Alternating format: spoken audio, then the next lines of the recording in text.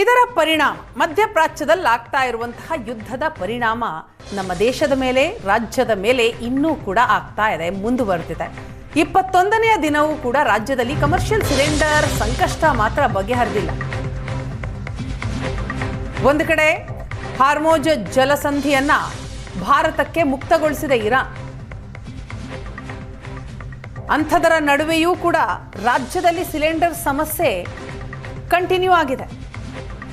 Gas ಸಿಗದೇ ಇರೋದಕ್ಕೆ ಗದಗದಲ್ಲಿ ಹಲವು ಹೋಟೆಲ್ಗಳು ಬಂದಾಗಿದ್ದಾವೆ. ನರಗುಂದ ಬಸ್ ನಿಲ್ದಾಣದ ಬಳಿ 8ಕ್ಕೂ ಅಧಿಕ ಹೋಟೆಲ್ ಬಂದಾಗಿದೆ. ಕೆಲ ಅಂಗಡಿಗಳಲ್ಲಿ ಸೌದೆ ಒಲೆಯನ್ನು ಉಪಯೋಗಿಸಿ ಅಡುಗೆ ತಯಾರಿ ಮಾಡ್ತಾ ಇದ್ದಾರೆ. ಮೆನುವಿನಲ್ಲಿ ಕಡಿತ ಮಾಡಿ ಸೌದೆ ಒಲೆಯಲ್ಲಿ ಕೆಲವೊಂದಿಷ್ಟು ಐಟಮ್ಗಳನ್ನು ಮಾಡ್ತಿದ್ದಾರೆ. ಆದರೆ ಸಿಲಿಂಡರ್ ಸಿಗ್ತಾ ಇಲ್ಲ.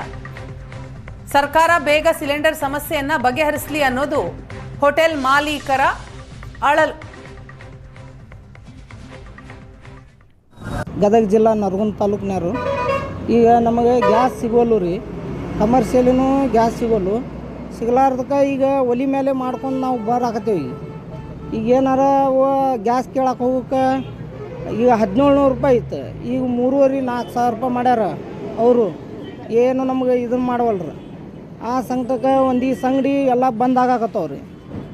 ಆಮೇಲೆ ಒಲಿ ಇದ್ದವ್ರು ಒಲಿ ಮಾಡ್ಕೊಳಕತ್ತಾರೆ ರೀ. ಈಗ ನಮ್ಮ ಒಲಿ ಅದು, ನಾವು ಒಲ್ಯಾಗ ಮಾಡ್ಕೊಳಕತ್ತೀವಿ. ಹಾಗಾಗಿ ನಮ್ಮ ಈಗ ಈ ಕಡೆ ಒಂದು ಎಗ್ ರೈಸ್ ಅಂಗಡಿ, ಚಾದ ಅಂಗಡಿ ಬಿರಿಯಾನಿ ಸೆಂಟರ್ ಬಂದಾಗ, ಫುಟ್ಪಾತ್ ಅಂಗಡಿ ಎಲ್ಲ ಬಂದಾಗ್ಯಾವ್ರಿ. ಆಮೇಲೆ ಒಂದು ದಿವಸ ಚಾಲು ಅದಾವು. ಅದು ಈಗ ಒಂದು 8-10 ದಿನ ಆಯ್ತು ರೀ.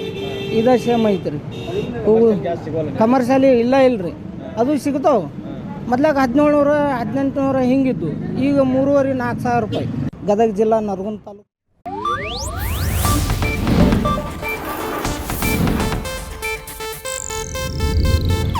ಇದು ಏಷ್ಯಾನೆಟ್ ನ್ಯೂಸ್ ನೆಟ್ವರ್ಕ್ ಪ್ರಸ್ತುತಿ.